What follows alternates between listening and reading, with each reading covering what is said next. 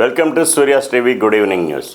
పల్నాడు జిల్లా వినుకొండ పట్టణంలో దారుణ హత్య. వ్యక్తిగత కక్షలతో నడి రోడ్డుపై జిలానీ అనే వ్యక్తిని నరికి చంపిన రషీద్. ఇద్దరు వ్యక్తిగత కారణాల వలన మాత్రమే జరిగినట్లు హత్యగా ప్రకటించిన ఎస్పీ. వినుకొండ టౌన్లో జిలానీ అనే వ్యక్తి తనకి రషీద్ అనే వ్యక్తికి ఉన్నటువంటి వ్యక్తిగత కక్షల వల్ల రషీద్ అనే వ్యక్తిని నరికి చంపడం జరిగింది. ఇటువంటి చర్యలు ఏమైనా కూడా ఎక్కడైనా ఏదైనా రిపీట్ అయితే చట్టపరంగా చాలా కఠినమైనటువంటి చర్యలు తీసుకోవడం జరుగుతుంది.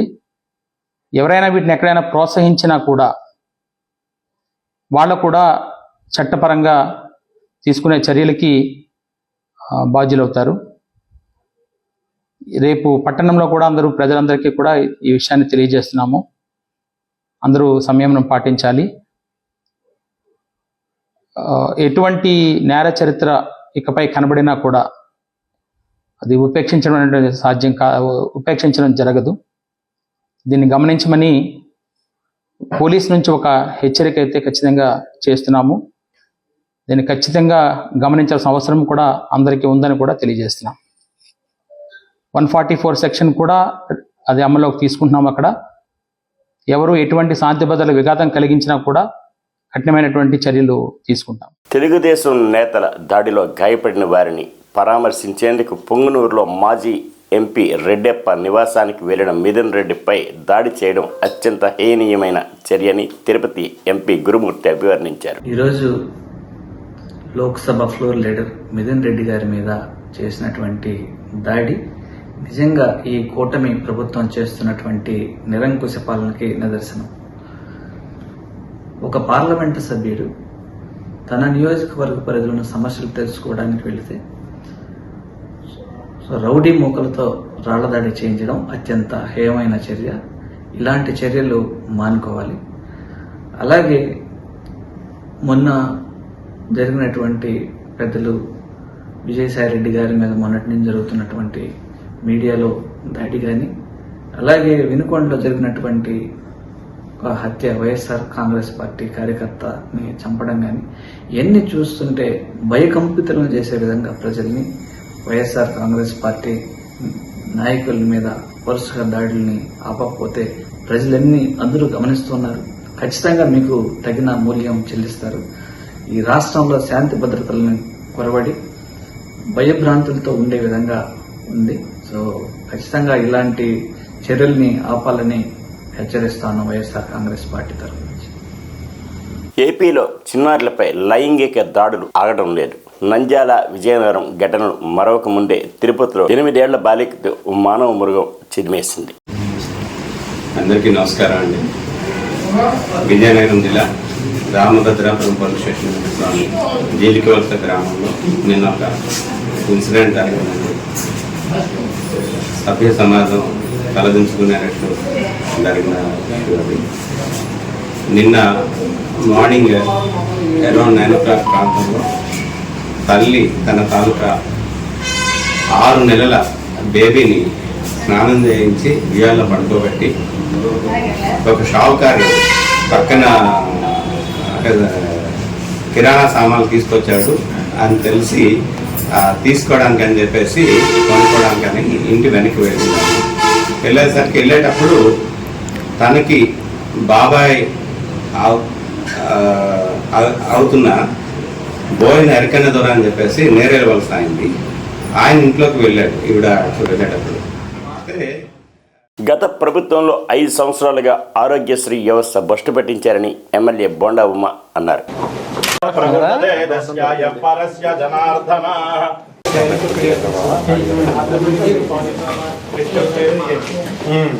ఆల్మోస్ట్ అన్నీ ఉన్నాయి సార్. ఒక urology, neuro surgery Aarogyasri NTR వైఎస్ఆర్లో మరి అన్నీ ఉన్నాయి కదా.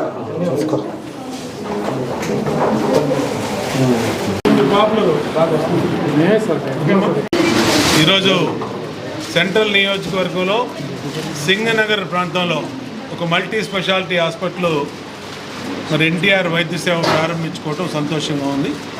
దానికి డాక్టర్ రవీంద్ర రెడ్డి గారికి, సోదరి డాక్టర్ పవిత్ర గారికి ప్రశాంత్ గారికి శుభాకాంక్షలు తెలియజేస్తూ ఉన్నాం.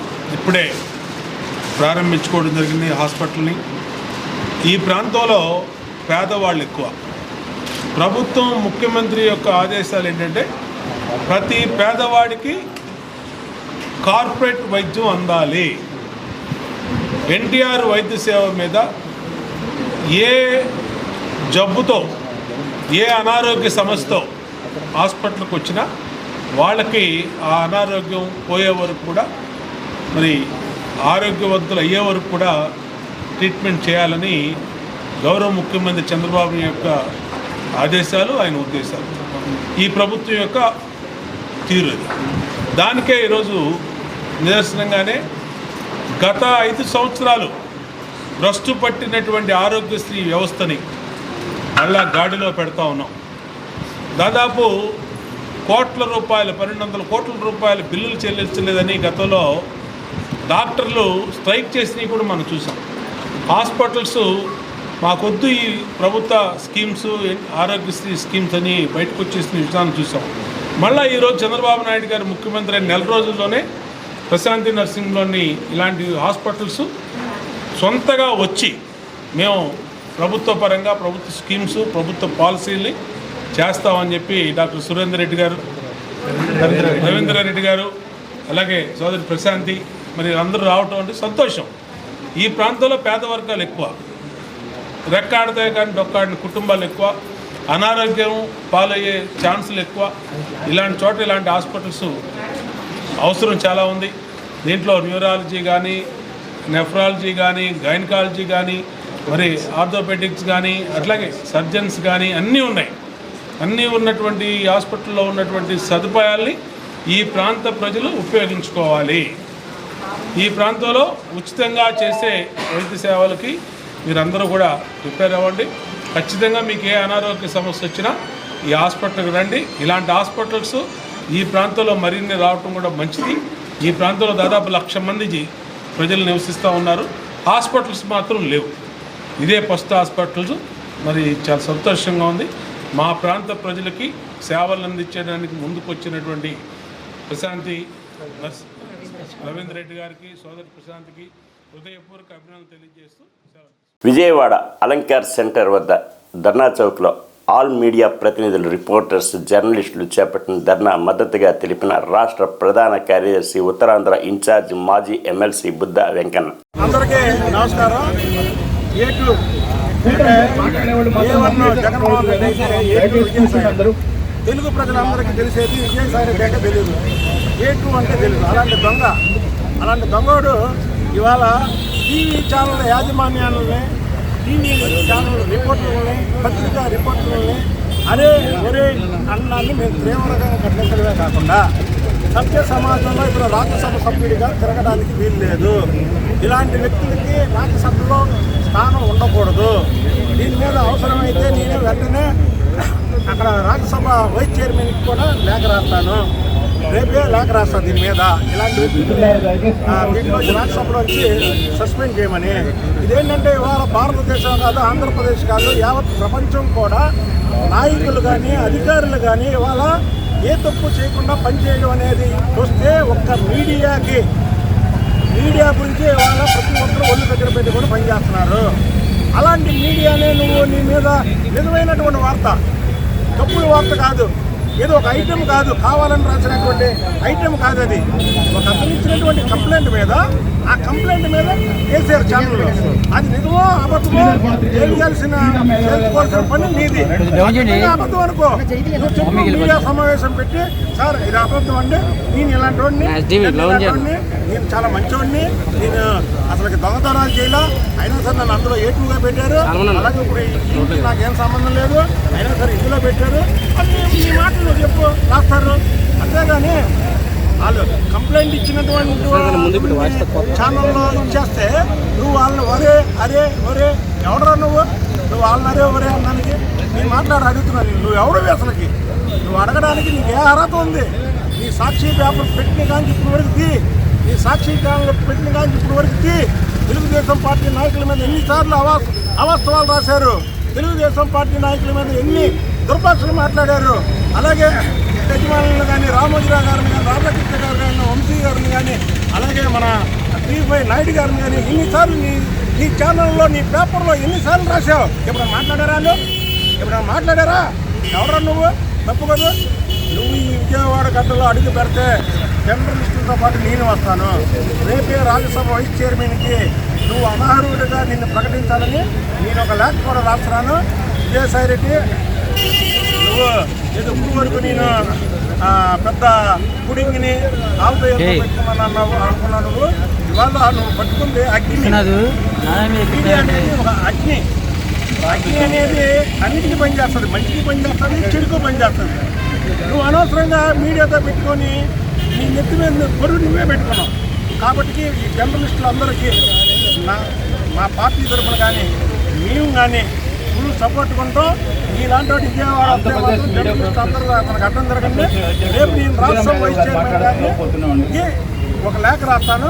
లేఖ రాసి ఇతని సంగతి ఎంతతో ఉండకుండా ప్రతిరోజు కూడా ఇతను బండారం బయటపడేలాగా, ఇతను స్కాములు బయటపడేలాగా 42,000 కోట్లు ఏదైతే ఆ రోజు ఈడీ జప్తు చేసిందో, అలాగే ఈ వైఎస్ఆర్ ప్రభుత్వంలో ఉత్తరాంధ్ర ఇన్ఛార్జిగా నేను ఉత్తరాంధ్ర ఇన్ఛార్జిగా అక్కడ ఎన్ని దోపిడీలు చేశాడో అవన్నీ కూడా ప్రతి ఒక్క రోజు కూడా అతని మీద పత్రికాముఖంగా ప్రజలకు తెలియజేయాలి. విజయవాడ నగరం ప్రధాన సమస్య అండర్ గ్రౌండ్ డ్రైనేజ్ అని తూర్పు ఎమ్మెల్యే గద్దె రామ్మోహన్ రావు అన్నారు. ఈ నెల రోజుల పాటు మేము చేసిన విజిట్లో జాస్తి గారు చెప్పినట్లుగా ప్రధానమైన సమస్య విజయవాడ నగరానికి అండర్ గ్రౌండ్ డ్రైనేజీ చాలా చోట్ల పొంగి పొరలటం జరుగుతుంది. దాంతో పాటు వర్షపు నీళ్ళు ఎక్కడ కూడా ఎళ్ళని పరిస్థితి ఉండటం వల్ల ప్రధాన కూడలన్నీ కూడా నీటితో మునిగిపోయి ట్రాఫిక్ కూడా అంతరాయం కలుగుతాం. దీన్ని ఒక ప్రణాళికాబద్ధంగా ముఖ్యమంత్రి గారి దృష్టికి తీసుకెళ్లి ఈ అండర్ గ్రౌండ్ డ్రైనేజ్ అనే దాంట్లో ఉన్న సమస్యలన్నీ కూడా అధికారుల సహకారంతో పరిష్కరించాలి. మరి ముఖ్యంగా ఈ స్టార్మ్ వాటర్ డ్రైన్ అనేది దానికి నిధులు చాలా కావాల్సిన అవసరం. అది కేంద్ర ప్రభుత్వం గతంలో ఇచ్చిన నిధుల్ని మరి 200 కోట్లకు పైగా డైవర్ట్ అవటం వల్ల ఇవాళ ఆ నిధులు ఉపయోగించే పరిస్థితిలో గవర్నమెంట్ లేదు.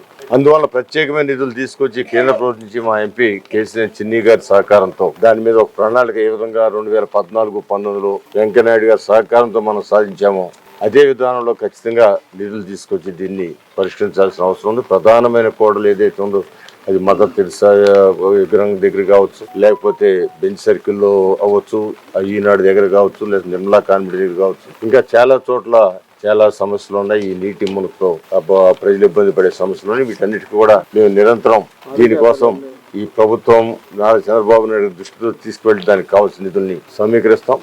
దాంతో పాటు ప్రతి ఒక్క రోడ్డు కూడా సిమెంట్ రోడ్డు చేయడానికి మేము ప్రయత్నం చేయడం జరుగుతోంది. ఈ 3 రాజధానిగా ఎంపిక చేయబడిన ఈ విజయవాడ నగరాన్ని మరి హైదరాబాద్ నగరంతో సమానంగా తీసుకెళ్ళడానికి మేము ఒక ప్రణాళిక మేము కార్పొరేటర్లు సాంబశివరావు గారు వీళ్ళందరూ కూడా కలిసి ముఖ్యమంత్రి గారితో ఒక మీటింగ్ కూడా ఏర్పాటు చేసుకున్నాం. నారాయణ గారు కూడా మంత్రిగా నారాయణ గారితో కూడా చెప్పడం జరిగింది.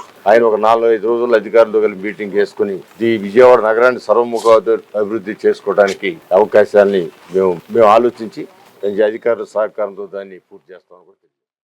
పుంగనూరు పట్టణం టీచర్స్ కాలనీలో ఉన్న రెడ్డప్ప ఇంటిపైకి రాళ్లతో దూసుకొచ్చిన టీడీపీ శ్రేణులు, పోలీసులు అడ్డుకున్న వారిపై కూడా దౌర్జన్యం. ఎంపీ మిథున్ రెడ్డి రాకతో మరింత రెచ్చిపోయిన టీడీపీ శ్రేణులు.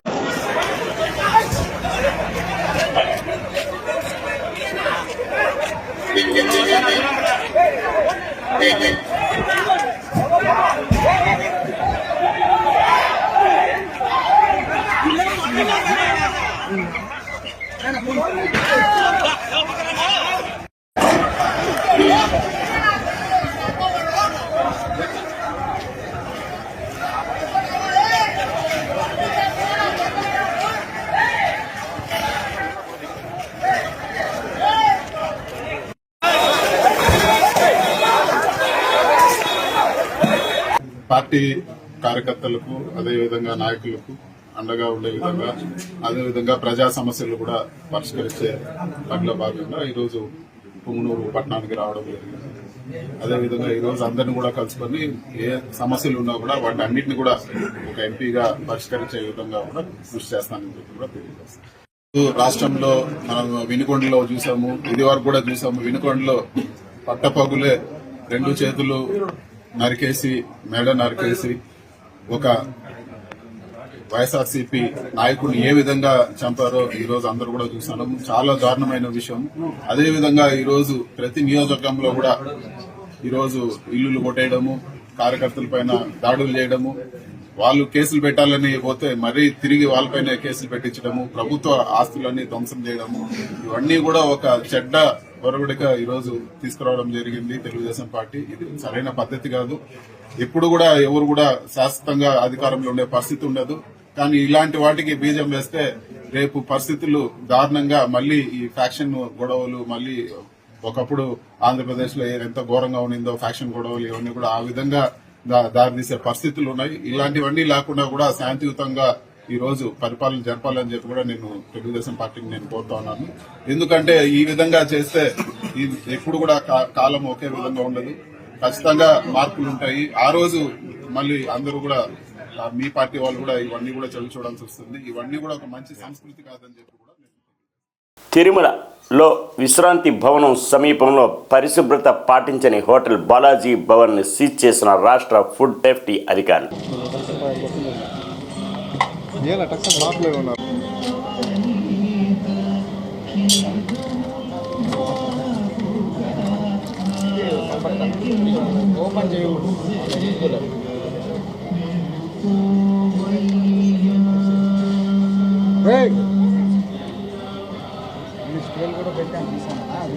పచ్చిపప్పు ఉండలు గట్టి ఉన్నాయి. పచ్చిపప్పు ఉండతో తీసిన త్వరగా పట్టడం. మినపగుళ్ళు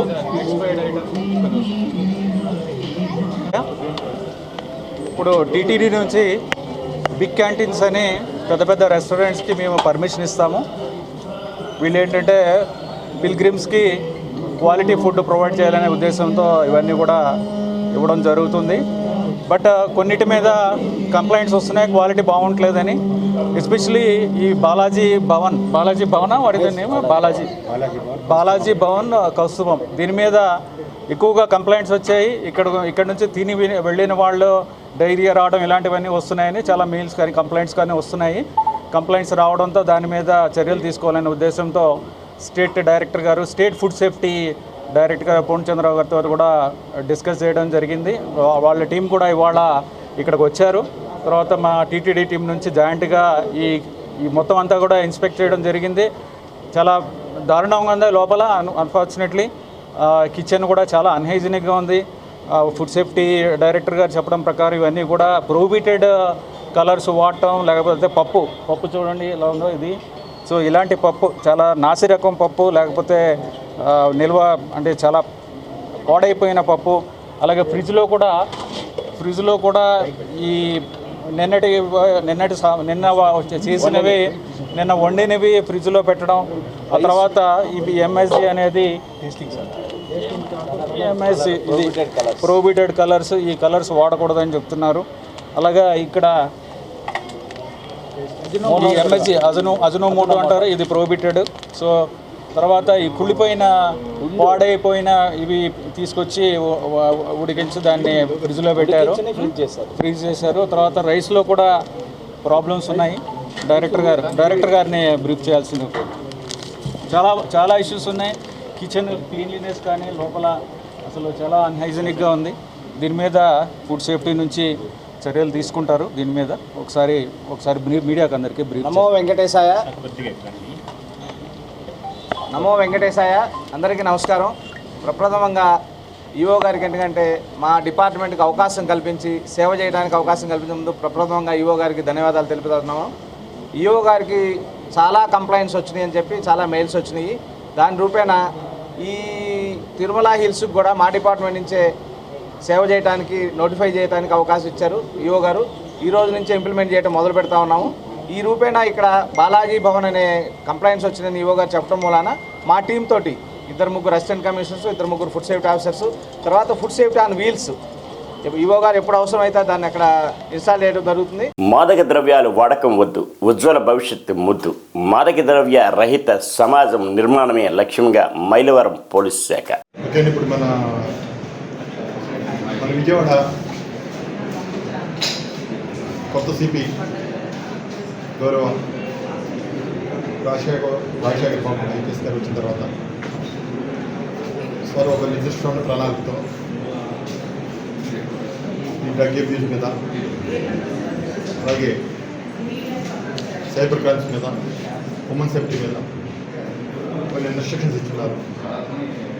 దానిలో భాగంగా ఇవాళ మన మైలవరం సిఐ గారు వాళ్ళ సిబ్బంది కూడా వాళ్ళ ఎస్ఐ ముగ్గురు ఎస్ఐ ఇది డైరెక్ట్గా రొటీన్గా మనం హాస్పిటల్ గతంలో కాలేజ్ స్టూడెంట్స్తో అవేర్నెస్ మీటింగ్లు పెడుతున్నాం. మా సిపి గారు చెప్పింది ఏంటంటే రొటీన్ మీటింగ్స్ కాకుండా రొటీన్గా మామూలుగా చెప్తున్నారు. కొన్ని వినూతనంగా ఆలోచించాలి. సార్ వాళ్ళు కూడా కొన్ని ప్రణాళికలు తయారు చేస్తున్నారు. ఇంకా ఫ్యూచర్లో ఈ 4-5 రోజుల్లో చాలా రకమైన మార్పులు తీసుకొస్తారు. దానిలో భాగంగా మేము ఆల్రెడీ ముందుగా అనుకున్న ప్లాన్ ప్రకారం స్టూడెంట్స్తో కాకుండా టీచర్స్ కమ్యూనిటీతో, అలాగే కాలేజ్ ప్రిన్సిపల్స్ తోటి ఒక అవేర్నెస్ మీటింగ్ పెడదాం. దానికి ఒక కమిటీస్ ఫామ్ చేద్దాం. ఒక అవేర్నెస్ క్లబ్స్ అలాగా ఒక వాట్సాప్ గ్రూప్స్ వినూతంగా చేసుకుని దీంట్లో ఏదైతే ఇన్ఫర్మేషన్ ఉందో రిగార్డింగ్ గాంజా స్మగ్లింగ్ గురించి కానీ, గాంజా యూజింగ్ గురించి కానీ, పెడ్లర్స్ గురించి కానీ, యూజర్స్ గురించి కానీ, లేకపోతే ఈ టీచింగ్ దాని గురించి కానీ, ఏదైతే సోషల్ ఈవ్స్ ఉన్నాయో అవి మన దృష్టిలోకి వచ్చినప్పుడు మనం ఎలా దాన్ని అడ్రస్ చేయాలి అనే ఉద్దేశంతో ఇవాళ మన మైలవరం నారాయణరెడ్డి డిగ్రీ కాలేజీలో ప్రిన్సిపల్ గారి ఆధ్వర్యంలో, అలాగే ఇంజనీరింగ్ కాలేజ్ ప్రిన్సిపల్ గారిని కూడా పిలిచి మండలంలో ఉన్నటువంటి 3 మండలాల్లో ఉన్నటువంటి స్కూల్ హెచ్ఎంస్ని, అలాగే ప్రిన్సిపల్స్ని, అలాగే మన మహిళా పోలీసులు అందరూ కూడా ఇన్వాల్వ్ చేసి ఓకే ఇది వర్క్షాప్ అనుకుందాం, డిస్కస్ చేశాం. మన ఇప్పుడు యువత ప్రమాదంలో ఉంది, ఏం చేయాలి దాన్ని మనవంతు మనము ప్రభుత్వ ఉద్యోగులుగా ఒక పోలీస్ డిపార్ట్మెంట్లో ఉన్న మేము, అలాగే 10 మందికి విద్య నేర్పుతున్నటువంటి గురువులు మీరు ఒక ఆలోచన కదా డిస్కస్ చేసుకున్నాం. ఒక విధంగా చెప్పాలంటే ఏదో మీటింగ్ అని కాదు కానీ ఒక వర్క్షాప్లో డిస్కస్ చేసుకున్నాం. ఫ్యూచర్లో ఎలా మనం ముందుకు వెళ్ళాలి. టీచర్స్ అంతా ప్రామిస్ చేశారు. ప్రిన్సిపల్ గారు వాళ్ళ ప్రిన్సిపల్ గారు కూడా మంచి పీపీటీ సార్ దగ్గర కూడా పీపీటీ కూడా మేము తీసుకున్నాం.